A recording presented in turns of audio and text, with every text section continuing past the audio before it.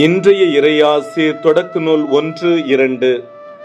மண்ணுலகு உருவற்று வெறுமையாக இருந்தது. ஆழத்தின் மீது இருள் பரவி இருந்தது. நீர்த்திரளின் மேல் கடவுளின் ஆவி அசைந்தாடி கொண்டிருந்தது. அன்புக்குரியவர்கள், இந்த வாரம் முழுவதும் தூய ஆவியை மையப்படுத்தி தியானிப்போம், ஜெபிப்போம்.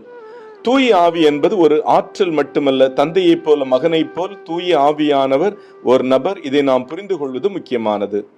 தூய ஆவியானவருடைய பணிகள் நிமித்தமாக பின்வரும் அடையாளங்களில் வெளிப்படுத்தப்பட்டுள்ளார்.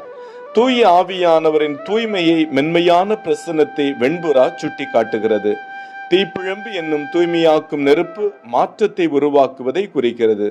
தண்ணீர் என்பது புது வாழ்வையும் ஆன்மீக தாகத்தையும் நிரப்புகின்றவராக இருப்பதை காட்டுகிறது. கண்களுக்கு புலப்படாத ஆனால் உயிரிழப்பவராக இருப்பதை காற்று சுட்டுகிறது. எண்ணெய் என்பது தூய ஆவியானவர் திருப்பொழிவு செய்கின்றவராக, ஆற்றுப்படுத்துகிறவராக, குணமளிக்கும் இறைவனாக இருப்பதை தெளிவுபடுத்துகிறது. ஜெபிப்போமா. அன்பிறைவா, எங்கள் வாழ்வில் எல்லா நேரமும் சூழ்நிலையிலும் தூய ஆவியின் துணையை நாடும் ஞானத்தை தாரும். ஆமேன்.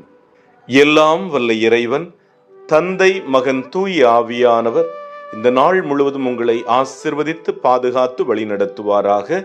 ஆமேன்.